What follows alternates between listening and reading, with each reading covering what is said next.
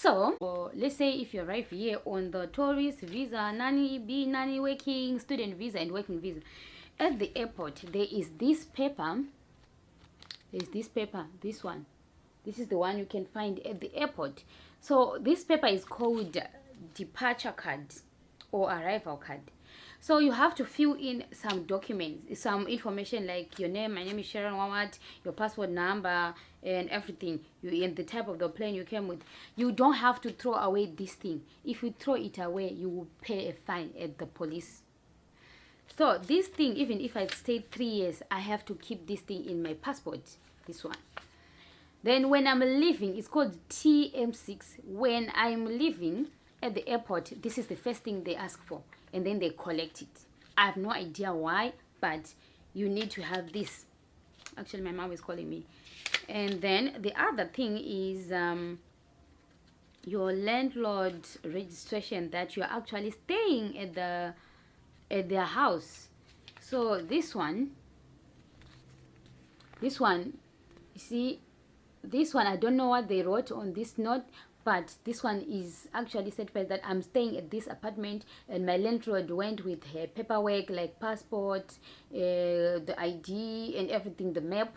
They need all those things at the immigration office. I actually have a map of this house, and I have the ID of my landlord's, and then I have to go to the immigration with everything. They need that. Then after that, they give me this thing. So this is actually for my landlord. And when the immigration comes to my workplace asking for my paperwork, they want to see that my landlord registered me. So my landlord has to go to the immigration office and register me that, okay, at my house, this and this Mbunguru house, Pompey is actually staying in room na.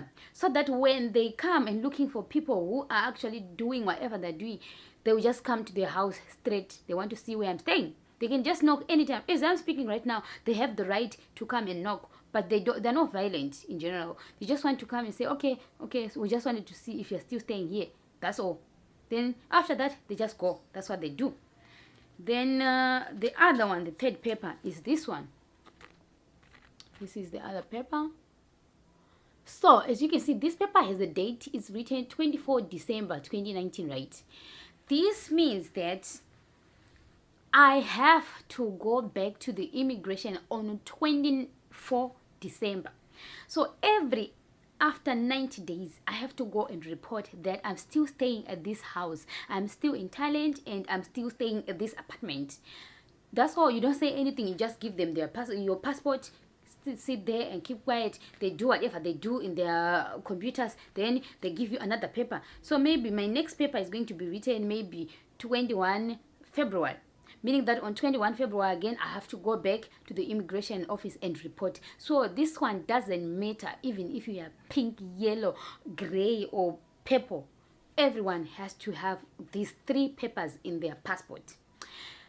Unfortunately, in the past, if you were late to do this 90 days report, they would say, okay, fine, we'll give you a fine.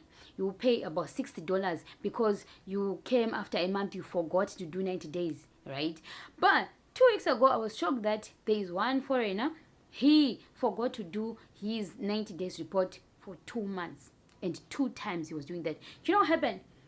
The new immigration manager, he said, no, you cannot continue to do the same mistake. You have to leave Thailand today. So they deported him because of that. It just depends with the type of the person who is actually serving you at that time.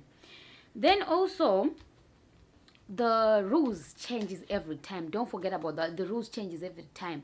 They change every time, and there's nothing you can do because it's their country. You just have to follow what they want. So that's basically it about the passport and